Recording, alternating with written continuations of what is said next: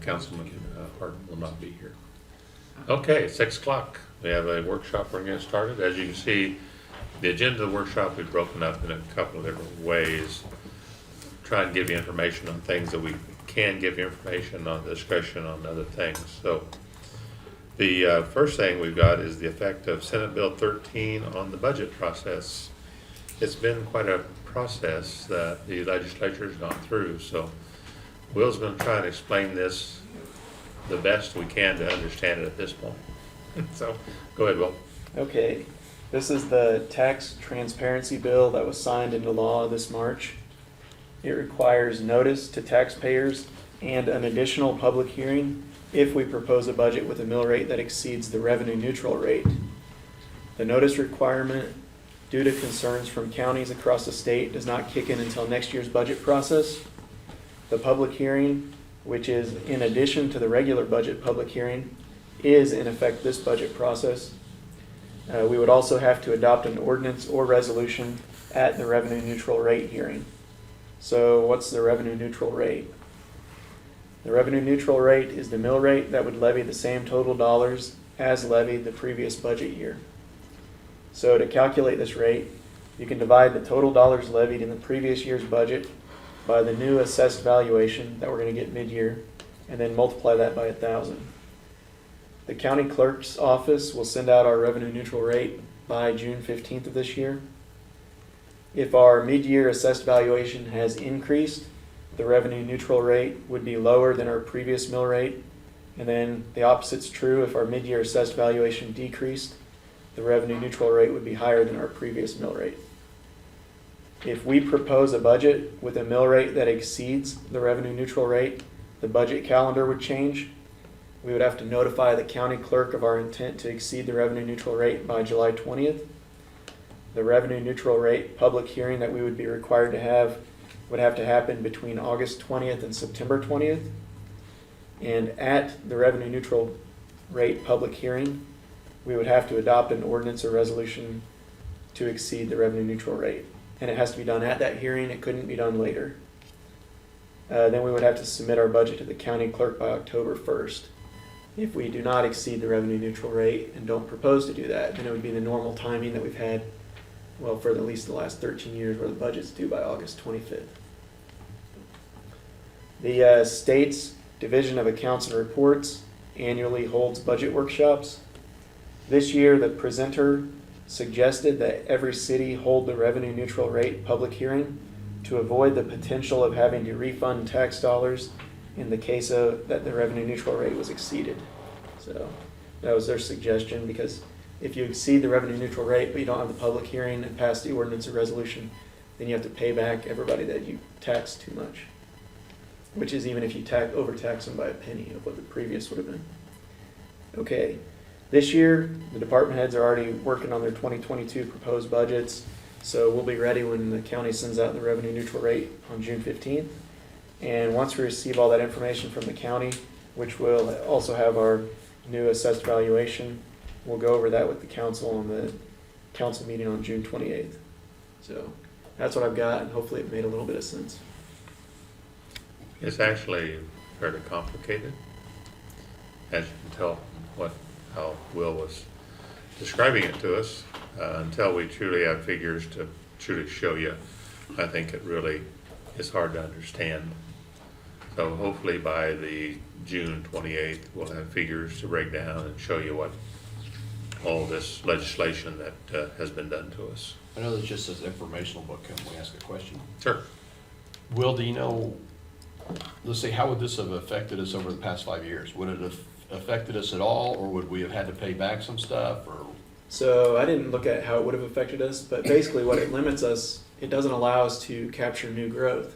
So each time that our total tax dollars went up, then that would have been exceeding the revenue neutral rate. okay, so that's what I was going to say. So like, because our valuations tends to go up each time, even at the mid-year when we would end up, so this would end up hurting us if we don't hold that meeting. Yeah, this new legislation does not have anything built into it to capture your new growth. Okay. We have taken in the additional money, but we've not taken in 100% of the additional money. doesn't matter. Okay. Thanks. Other questions? I mean, So they don't account for inflation or anything either? no. It's just, What's that? Really inflation? What do you mean inflation? How common would it be to go over the neutral rate? Are you asking basically on our history or? Yes. Yeah, we've had pretty good growth on our assessed valuation for the last, I don't know, several years. So yeah, each year we would have gone over the revenue neutral rate. So we'll see this year. What it is, and we'll have more information for you when we get it from the county at this point. It's not my opinion, it's not very good legislation, but we're gonna live with it. Next item was the county drainage project as relates to our residential developments.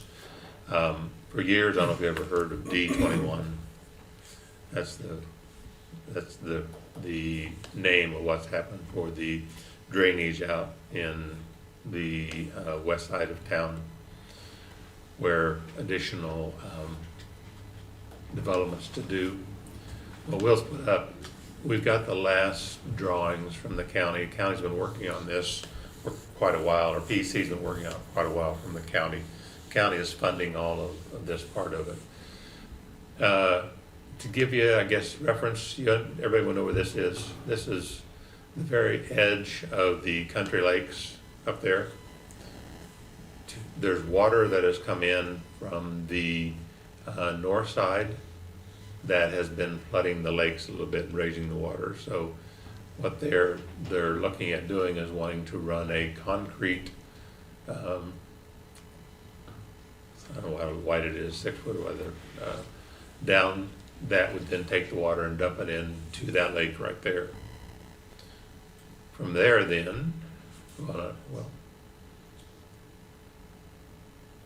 as the water comes through, then right now that long line is 79th Street. The water comes across now into the wetlands on the light area just south of 79th. You can see that's treated where the water is ponded.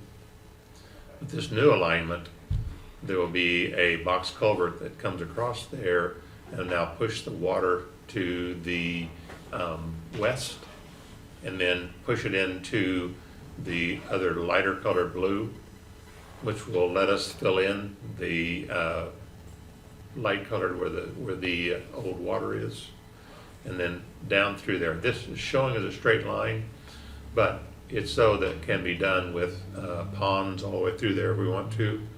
Plus gives us the ability to sell this land to a developer down the way. Originally, they had this concrete plume running through the middle of our property.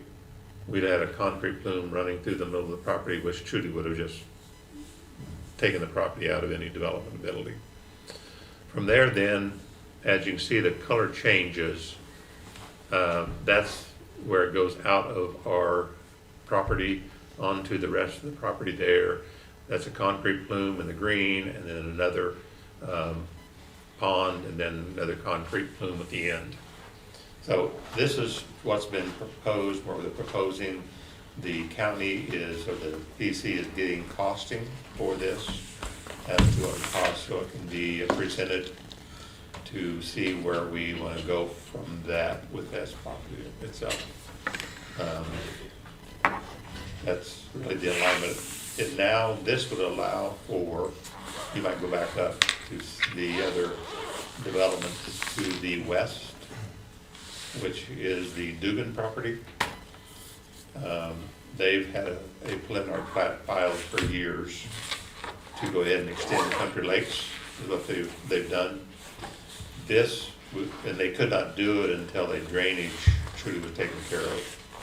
The water right now has been just sheet running straight to the south and flooding the people's properties that are there. This will then allow for them to start their development of their housing district. I think there's like 500 and some houses eventually that would go in this next plat over there. This drainage then allows that plat to be looked at and phased out and done in front of us, so we'll have that growth to the west there of Country Lakes. So how's that map orientated on there? So is that the area we're talking about right now, is that to the north or to the east of what's there? Let's see, if you know where the schools are, Yes, and you know the farm ground in between. correct. That's the farm ground in between at the very top. Okay, so that's the stuff that's north of the current, Yes, that's Okay. the farm ground. okay. So this water would come across there into this plume and back into that lake. And so the drainage we're all talking about is all going to go to the west?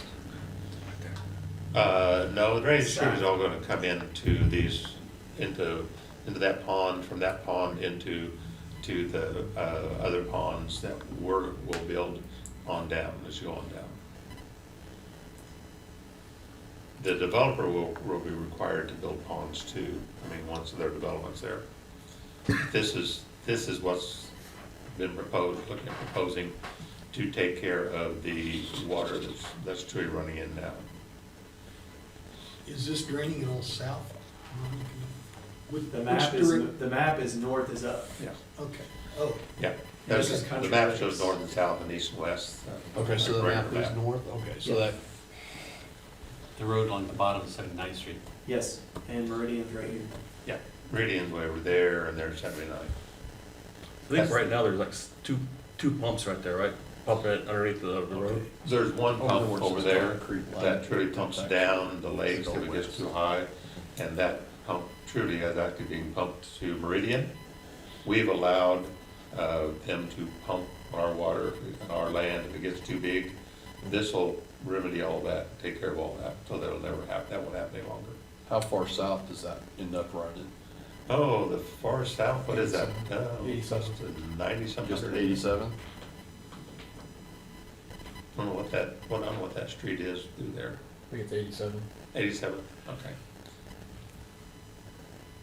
And the drainage from 87th on south is okay? They've looked at it and said, yeah, it's fine from there as to being the same drainage that's there that goes all the way to the Minnesota River. Okay. so the blue line we're looking at here? The light blue line is our land, our that's 80 on acres. Okay, It, again, allows that light area to the right of the blue line to be filled in, so we no longer have that wetlands there. okay, And this does not have to be in a straight line. We can build that into 2 or 3 or one pond, big ponds going through there. They've drawn it as a straight line, just to that, but it can be ponds. They've done a preliminary drawings that shows that this could be then developed on each side of those ponds. So it would actually then allow for additional development to the south if there was a developer that wanted to buy the land from us. We have no need for the land.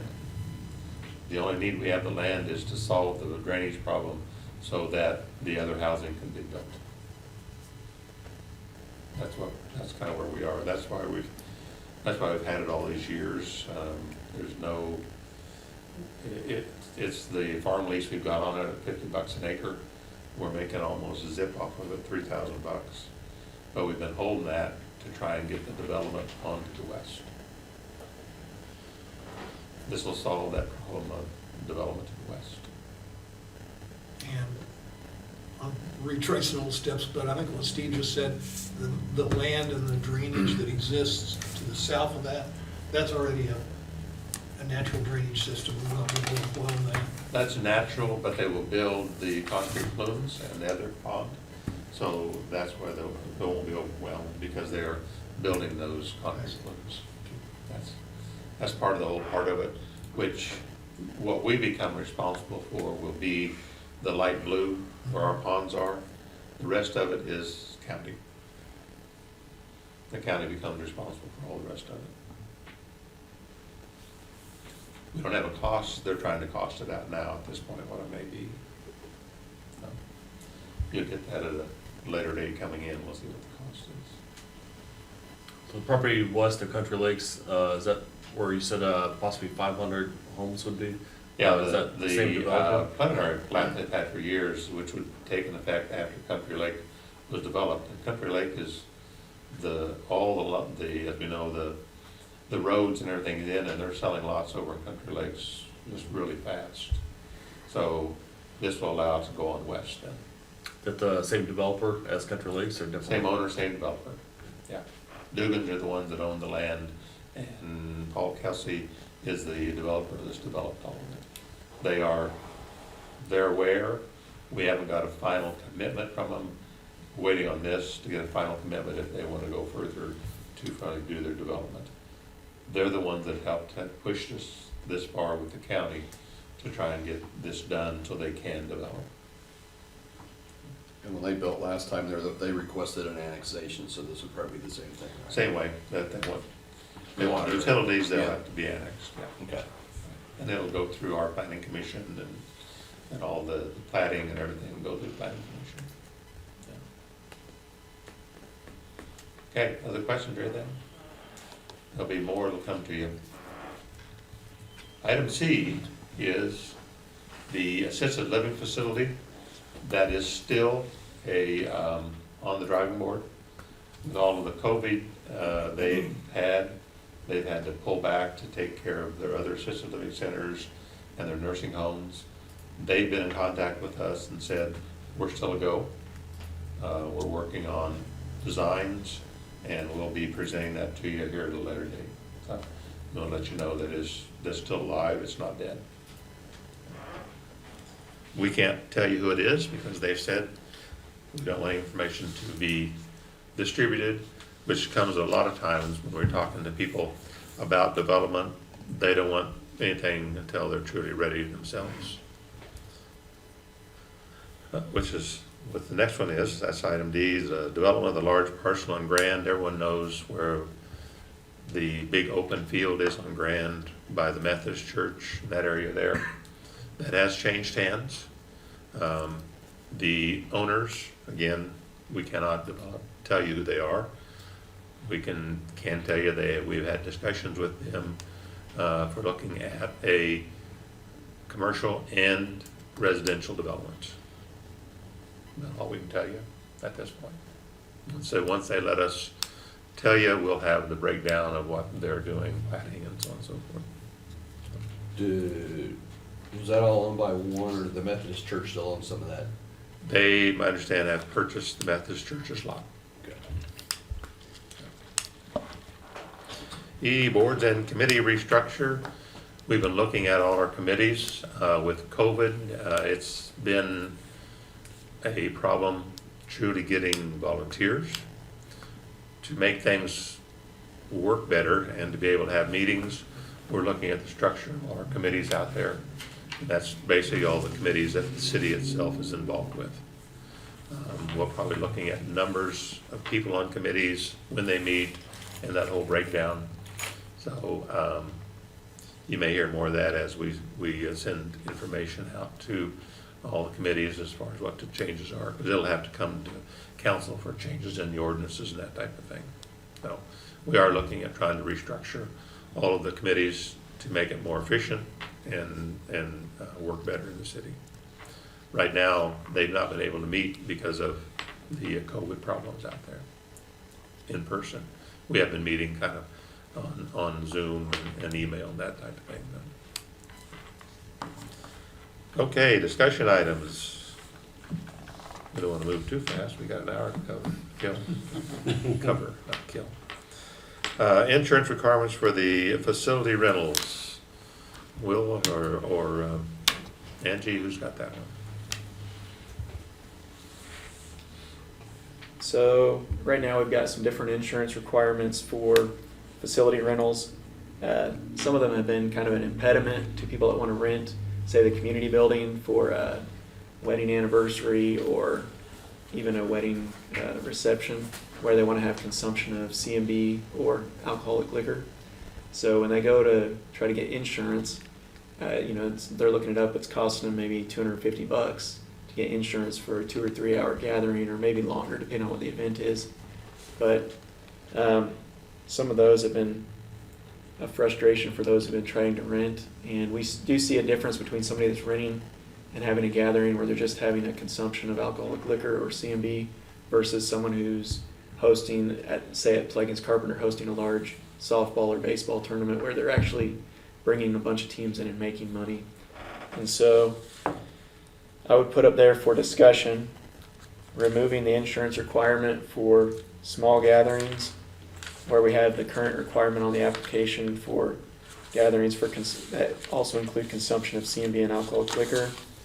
Another one that I'd like to see it removed for because based on the Tort Claims Act, we're probably pretty safe on this type of event, which would be 5K run and walk. And I would like to add hold harmless language to all the above applications, so both those for the gatherings where there's consumption of CMB or alcoholic liquor and for the 5K events.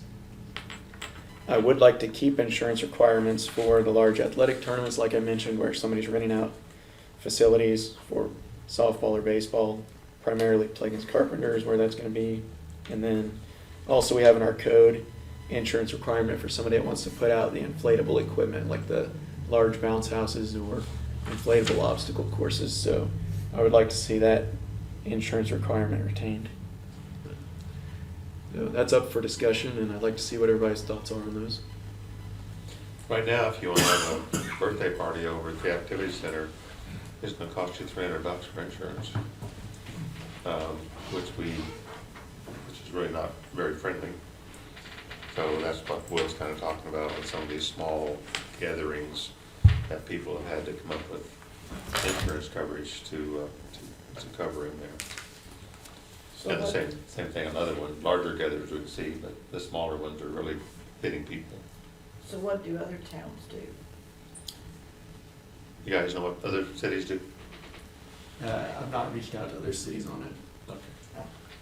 I think Derby, as far as this goes, on, like he's talking about, small venues, birthdays and all that, they don't charge I mean, for insurance? They don't charge for insurance, yeah. for insurance, they don't, small venues. Now, I could see not charging for small venues, but to me, anytime there's alcohol involved, I think we're asking for trouble. We don't have some sort of insurance. The attorney's gone through and looked at it, and the attorney is, what he said is the city has insurance with EMC, which should cover most claims arising out of events in the case the city is involved.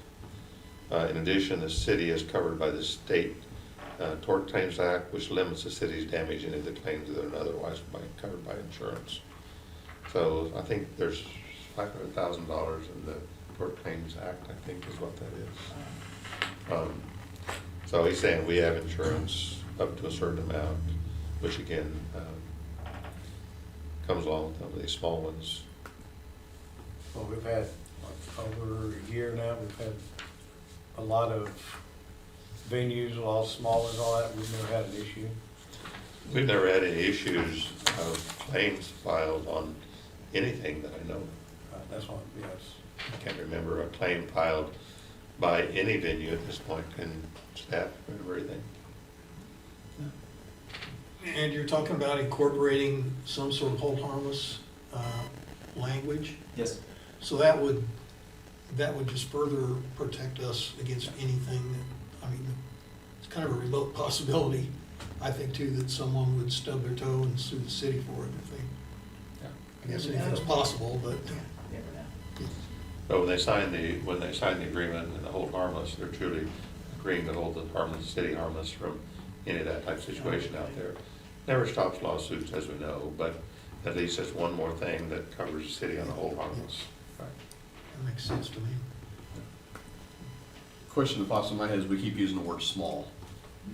What is small? What is small? I mean, is small 20 people, is small 50 people? I mean, that's all it is, because that's what we're using, is we just keep saying small. We need to figure out what that would mean. I haven't thrown a number out. Is there a number that council thinks would be a small event versus large if there's a quantifier? Well, you're not gonna put 400 people in the community center. Well, but Exactly. we've also got though the senior center, and I mean, But you can't get 400 people in there either. Well, no, but I also don't think 100 people is really a small event. Oh, I don't either. I think 100 people is a large event. How many, Definitely, because we don't have that many. Well, but for purposes of doing this, do you actually have to have a number that differentiates what is small? I mean, I understand for the discussion, but well, yeah, because if you're saying the Practical large matters. events have to have the insurance, then if somebody comes in and says that they're gonna have this many people, we need to be able to tell them whether or not they need insurance or not. But if they're making money off the deal, I would say, yeah, charge them insurance. Or, I guess the way I understood what Will was saying was that we were going to selectively leave insurance requirements for specific events, ball tournaments, right, things that are large, they are large like that. and But, they're making money off of the situation. but selectively name the things that you're going to require insurance for and don't say anything about the rest of them. Meaning there. So we're talking about deciding which venues you have to use it instead of really how many people are at it? Well, I think if it's an anniversary or a birthday party, I mean, you're not gonna have, Might. well, you might then. You know, Rowdy friends and relatives. But I just I mean, say- if we don't wanna come up with a Yeah, with I the hear what you're number. saying. I think you're If we know right. how many people, or if they're gonna have something that's small enough to hold at the community building, can we just say you don't have to have it for there? Right. But if you're gonna do something at Plagan's Carpentry, you have to have something at it. But I think where we're gonna run into a gray area is there is like the senior center and the hack, because you can have quite a few people in there. Well, how about Because the the park? community building is 80, I believe. Say that again, please. 80 is the limit for the community building. I believe for the activity center rental room too is 80. Am I wrong? What's the senior center occupancy? That one I don't know. Depends on what room. I think it's over 100, I would think, if you add the different rooms. A There lot are- of times, I'm sorry, Go ahead, go ahead. a lot of times when they come in and they wanna do these venues and stuff and everything, they're putting them in one area, right? Like the senior center, it's like the family room or, you know, or something, it's not the whole facility. The senior center is more open access, but usually on all the rental forms, it asks how many people you're gonna have in attendance. I think on every city form, it has that. There is a code or requirement from either the fire department or whatever, how many max in these places, like the senior center. Every room has a max by fire department. So the idea of maybe by location, making those exemptions, that might make sense.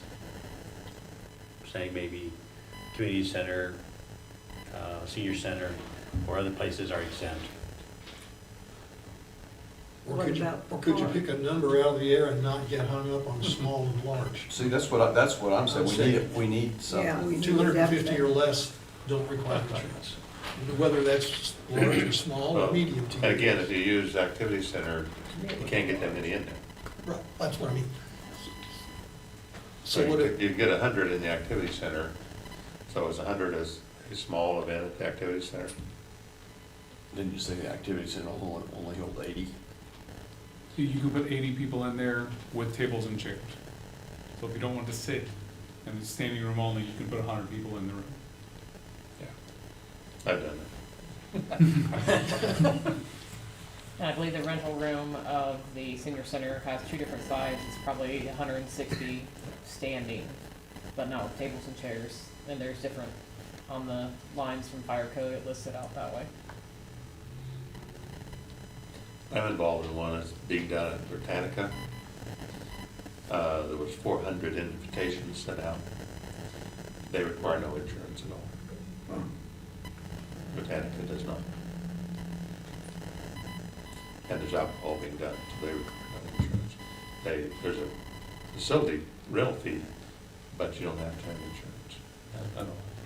But they aren't making money off the deal, or are they? No, Well, see, that's, it's a retirement party, right, but, a large retirement party. yeah, really large. Really large. I think getting rid of the insurance requirements is a good idea, because it's, facilities are, you know, the people's, property. You know, it belongs to the people, so it's anything to get, to make it more cost effective for the citizens of Haysville to utilize these venues is a good idea. Well, that's what this came up, to make it easier for people to use the activity center or the senior center or the community building without costing them another $300. Right. Well, I think, like if you have, like, any of us, or whatever, we get all older, we wanna celebrate an anniversary or a party or whatever, birthday. We live here, we wanna celebrate here. And if it costs us $300 to bring in 100 people or less, then, I mean, I'm gonna go, I hate to say it, but I'm gonna go find somewhere else that's cheaper. I'm sorry, I'm tight, so I'm gonna go find somewhere else that's cheaper. But I would like to have it because I grew up here, I have family here. I like to keep it here. Instead of going to one of the other cities and, or one of the other places and paying them. Does the insurance do we have them have the insurance just in case there's an accident and somebody gets hurt, or is it also to protect the venue itself of damage? The certificate of insurance. The main thing on it is liability, but you can also protect the facility.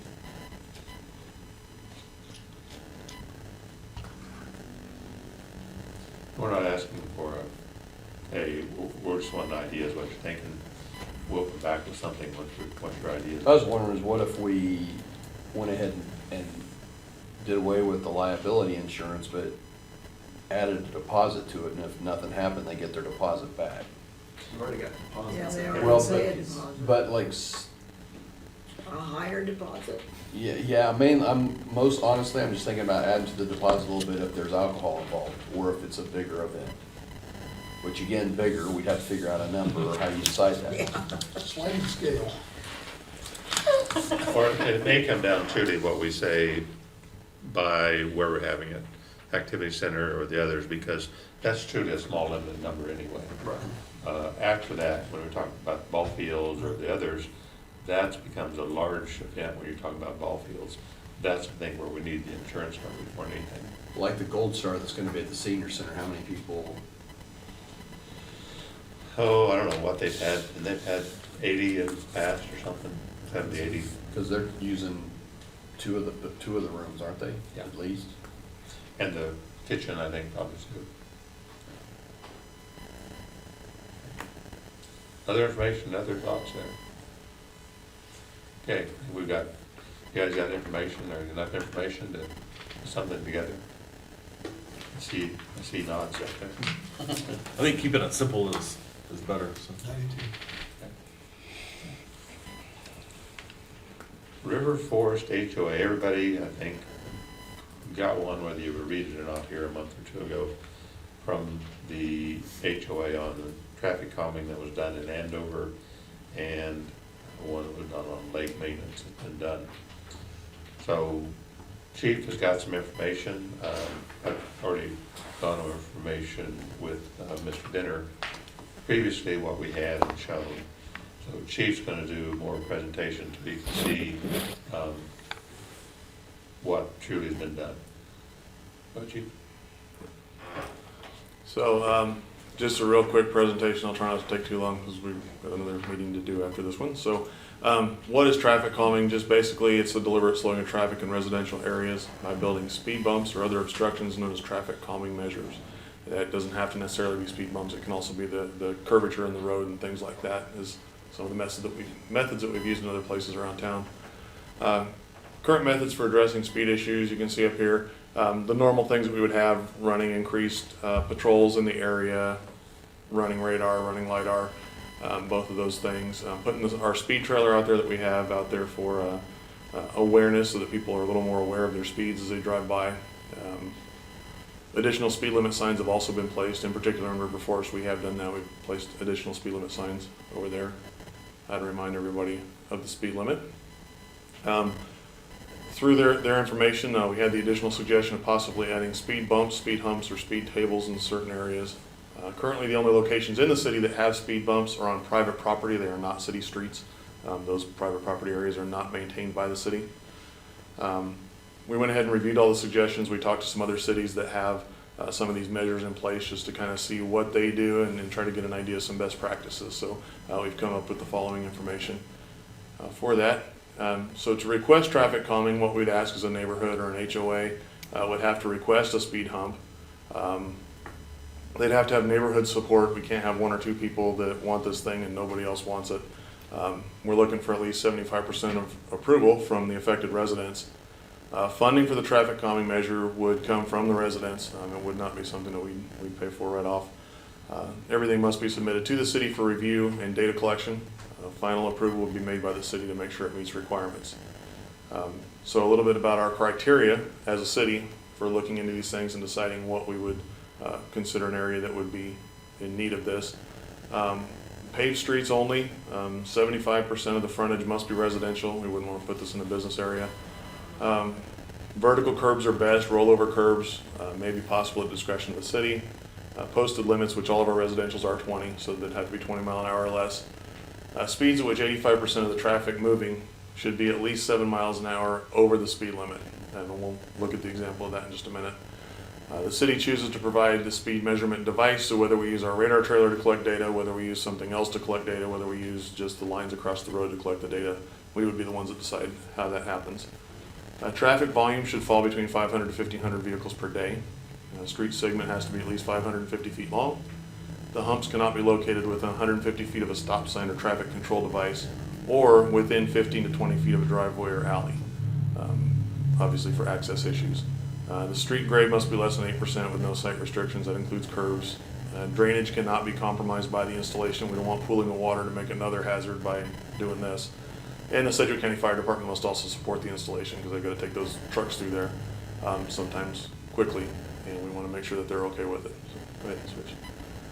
The one that was particularly mentioned in the letter that we received was the Minnehaha speed table in Andover. I think there was a video in there also attached to the letter. This kind of shows you what it looks like over there. The one on the left is a long distance. They actually have two speed humps on this stretch of road. The one's right there behind the red car you can see, and then the other one's a little further down. You can see the sign. You can see they use the little yellow or little delineator posts out there to move the traffic into the middle so nobody can avoid the traffic hump by going around it, running over the curb or something like that. And then the last picture there just shows you up a little closer what it looks like and it's when it's installed. In Andover, that particular installation, the cost of one speed table, such as the one in Andover, is $8,786.37 plus our labor for installation. So that's how much one of those costs. Now, River Forest, as an example, we've collected data over there. We have quite a bit of data from that area. We've had our trailer out there quite a bit. Now, we talked about the 85th percentile a few minutes ago, that all the vehicles, 85% of the vehicles would need to be more than 7 miles an hour over. The 85th percentile in River Forest is 22 miles per hour. So 85% of your vehicles are going 22 miles an hour or less. That area in particular has rollover curbs, which are discouraged, but depending on what the city decided, we could do that. Installation possibilities would be limited, and that's due to being placed more than 150 feet from a traffic control device, and also that positioning less than 10 to 20 feet away from a driveway. To put one in there, you're going to be very limited on where you could put one just because of the distance from the driveways. The traffic counts per day. Now, construction may be a factor, so we've dug back and pulled up some numbers from before. The summer of 2019, we showed a traffic count of approximately 487 vehicles westbound in a 24-hour period.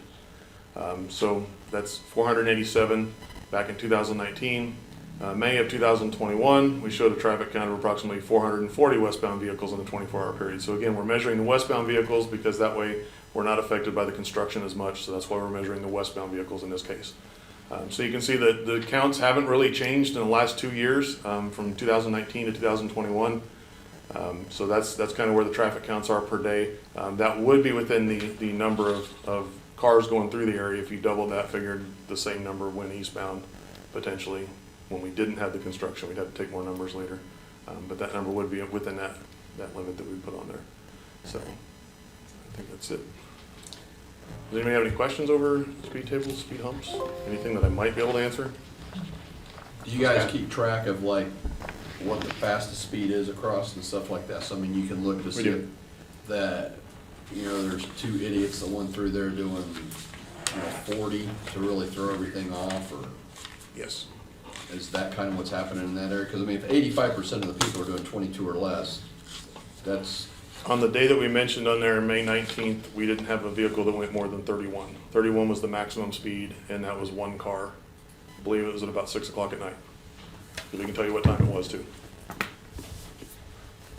so when you have the trailer out there, does that keep track of that stuff for you? It does. It counts all the cars. It tells us their speeds, the time that they went through. It does all the metrics for us to give us what the 85th percentile is and all that kind of stuff. It tells us all that stuff. That way we can better prepare when we have to go out and do that increased enforcement. We know that What time? during this hour during the day, Okay. there's more people speeding, whether that be going to school or leaving school or going to work or from work or what's going on. Yes, that trailer measures all that stuff for us. Okay. Any questions? What do you think about it, Council? Where did we come up with our stipulations to have to, did you look at other? We looked at other cities, yes, that actually have these processes in place, just kind of what their best practices are there. How many residential areas in town do we have where there's actually that much room between driveways and stuff? I couldn't answer that one. There's very few. That's kind of what I was thinking. The thing to make them come to the middle is the reason that the speed hump doesn't go all the way across due to drainage? Yes, Okay. and they use those delineator posts to force the traffic into the middle, so that way they're not blocking that drainage, and it keeps the cars from driving up over the curb also, to try to avoid it. Little additional information, the one in Andover that was put in, originally there was about 15,000 cars running through there. And I think the last count, there was a reduction, it was out to 5,000 cars. Little difference between 800 and 5,000 cars. And they had some pretty good speeds over there too on those, it wasn't just 10 over, it was excessive. And they actually put in 2 over in Andover. But none of the houses face their speed limits in Andover. All of their old backyards, there are no houses facing the street in Andover. I guess The number of cars made a difference, I guess, to that. And it's on Minnehaha Street if you want to check it out, if you're bored one day and go for a drive over to Andover. It's on Minnehaha Street right off of Andover Road. You just go east off of Andover Road, and the first one's right there within a block or so, and then the second one's probably another block or two down. You mentioned you needed a certain number of approvals from those in the area, 85% or something, Correct, 75%. 75%? That's what it- Do we have that? In this case, we haven't had the information submitted to us, so we do not have that at this time. And this, the only place it looks like to place this would truly affect people that they're turning left, so it doesn't take care of people going through. So the majority of the houses over there will be affected by this. There's 8 or 10 houses on the street that's affected at all. The majority of the houses are gonna be affected, but they have no traffic going through. There is no through traffic. Because if you look at the area over there, once you come in and turn left, that's where the majority of the houses are there. So, it becomes real tough. All those people are gonna be going over the speed bump 2 or 3 times a day when they're truly not affected as cars going straight through. I personally do not like them, just like I don't like dips in the road for drainage and stuff. I don't like speed bumps either. Things just slow down. Well, I just, Even if you're going the speed limit, that makes you slow down. living over in Old Oaks, living on Marlin there, on South Marlin. I can tell you when the police department is running radar on Jane, because when they're running radar on Jane, They're on your. the traffic picks up and it's not slow. I've lived there 22 years, there's not been a trailer put out, check for traffic, we've not done traffic counts, any of that stuff. And we have just as much, if probably not more traffic, well, I'm gonna say we have more traffic than the people over here. So, to me, it's a waste of resources, it's a waste of time. You have bigger addition too. There's Well, more that's people- true. There's a lot more houses coming Yeah. through there than what's over there. Right, exactly. I've just always been of the opinion that the majority of people are gonna go 22 or less everywhere in the city, but every neighborhood in the city has a through street. Van Arsdale, which I grew up on, can be crazy sometimes. Sarah Lane can be crazy I mean, there's just, when you start saying, well, we need to put one here, then somebody else says, well, then we need one here. And the number of people that would be affected by it, I think, is like, if 85% of the people are going 22 miles an hour or less over there, you're gonna put those in and make those people that are going the speed limit, like Russ said, you're going the speed limit, all of a sudden you gotta slow down to go over something else, so you were already following the rules and now you're having to slow down anyway. So, I don't, 90% of the people doing But, on the traffic or on the street live there. I could see where there's probably other areas in town that would definitely need it more because of more traffic and maybe even more speeding and stuff like that. But again, I don't think they could fit that criteria because I don't think we have neighborhoods in the town, in the city that don't have driveways within a certain distance, That's right. so I think it's kind of a moot point when we go off of those stipulations. We're gonna move on real quick. We have about 15 minutes.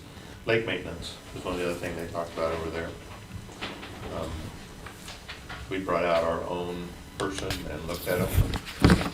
So very quickly, we had a private professional come out and evaluate the lake over there in River Forest, and what they suggested to us was installing aeration and diffusers to that pond. If you remember correctly, the city only owns half of the pond. He called out for 6 diffusers. He did call out for a 10-foot no-mow zone around the entire pond. That's something kind of we don't quite support just because of the appealing aspect of that. The thought process behind that is it keeps any runoff from fertilizers. It's not as attractive to geese to land on the pond with 10-foot grown around it, but of course in a housing development that is not preferred. So the cost that we have from the one vendor for installing diffusers is $7,916. Kind of open to any questions or comments that they have. We asked them if he felt we needed to treat it with any chemicals. He did not think that was a good idea because sometimes those chemicals can only last for about 3 weeks. He thought installing diffusers would impact the water quality much better than chemicals. Well, who would pay for these diffusers? Split it between the city and That'll be land bank. the land bank, okay. Land bank owns it. Land bank goes half of it, right? No, They have 2 diffusers on their half of the lake is all they have. It's the west side of the lake.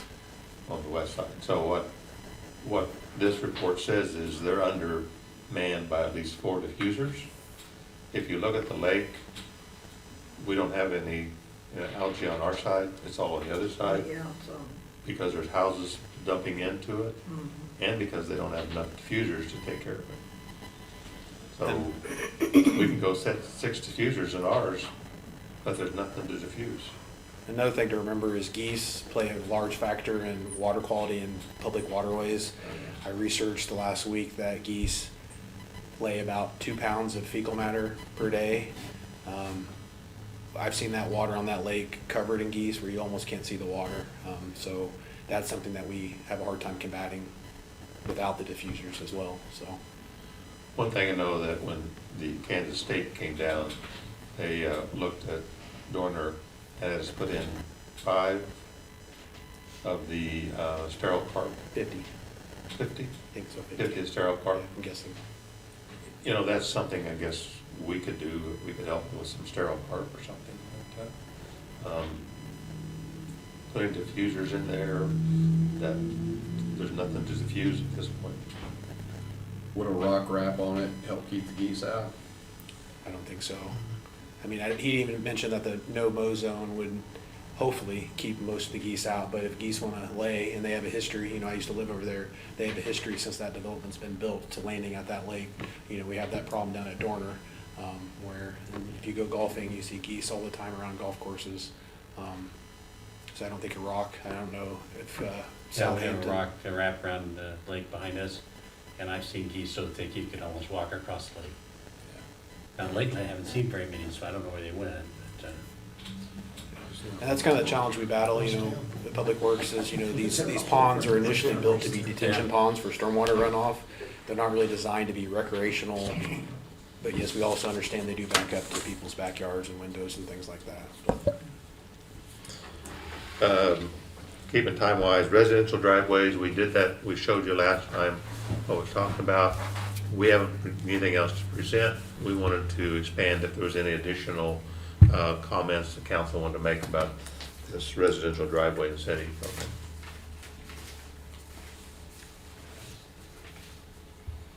I still think it's a good idea to try to help some people out that maybe really are in need. Well, it helps improve the property. It gives them some of their money back that they've been paying in taxes. It helps improve their property. It helps solve what's a problem we have. So that there's some pluses to it. Helps the city look better. Yeah, that's right. I know. Mr. Kessler doesn't want to do it at all. Right, I'm not for, helping individuals like this, the properties. I'm more for helping the masses or the general public altogether instead of individuals. Yeah, but what if you got an individual who's lived here all his life and he's retired, and he doesn't have the income that he had when he was working?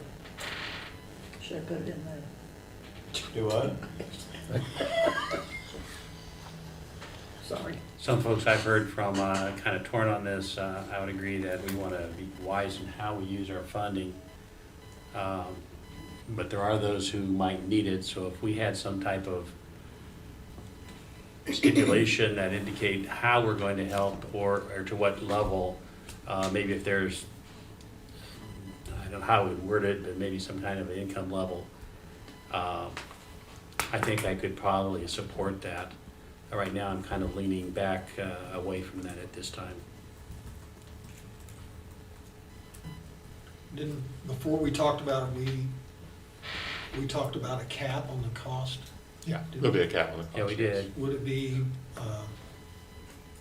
would, another way we could do that could be a percentage of the overall cost? Within limits, I suppose. Well, we're talking about 50%. Well, I understand their point about we don't want to turn into a government handout, but we also want to be able to facilitate this to make the city look better. I think, I kind of like the idea.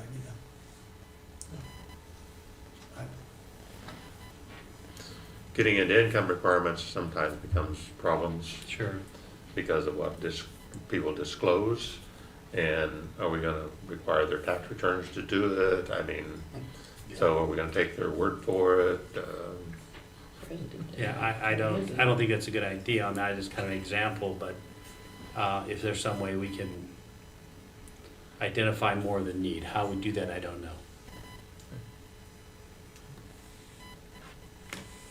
We got the original $30,000 to work with. When that runs out, do we keep funding it?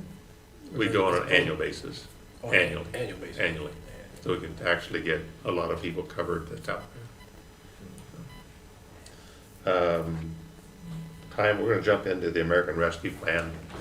As, I don't know if all you know, that under the new American Rescue Plan, we're gonna get $1.5 million in 2 years timeframe.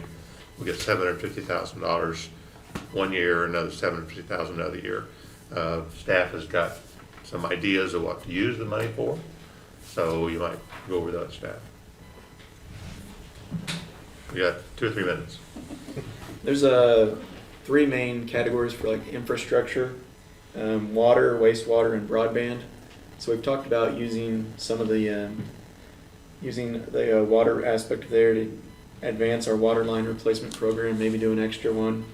Tony's been looking at water meters and different things that we can do there to benefit both the resident and the city with the replacement of water meters. We looked at potentially a water bill credit for every residential, or every water user, and we could potentially do that. And then we've got the water corrosion control study that's currently being done, and if there are any requirements on that, we could look at using it for that. So that's all focused on water. There are other things that are in the ARPA that we've looked at that we don't really think are as good of a fit at this point. But another thing that we mentioned and the mayor would like us to look at is in the parks, looking at expanding our broadband in the parks, which we've got at some parks, but not at all of them. So those are some of the things that we talked about recently. We're looking at wanting to do water lines, water meters, broadband, and I think we ought to give some of the money back to the people, in my opinion, as a credit on their water bill. Was this part of the? I'm not talking about a government giveaway, but they already give it to us. A rebate. They already gave it to us. Yeah. This $1.5 million is our money, it's their money. They need to have some of it back to help pay for what is there. So, yeah, I'm for giving some of the people their money back. I agree. Now, is this part of the 2.5 that they were talking about as SCAC that we were gonna get? This is the $1.9 trillion that was passed by the Congress. Okay. We're I didn't looking, know, well, I don't remember what the, Yes, it is. it is part of it. Yes. Because I knew there was, when they talked about it, when the guy from Sedgwick County talked about it, he said there was a lot of discussion and stuff going on as to what you could actually use it for, yes, and that's correct. Yeah, so, That's what it is. We got the breakdown on what to use it for. That's what the recommendation is. If you want, time-wise, we know we're kind of running out of time, but if you got ideas about it, True, let Will or myself or somebody know. We'll probably come back with a recommendation to you. I was gonna say, trying to expand the internet in the parks and stuff, that really isn't that expensive, because that equipment's not that expensive. So that's a really small amount. Yeah, the broadband would be a small amount. Bigger part is truly water lines. Talking $500 million for a water line.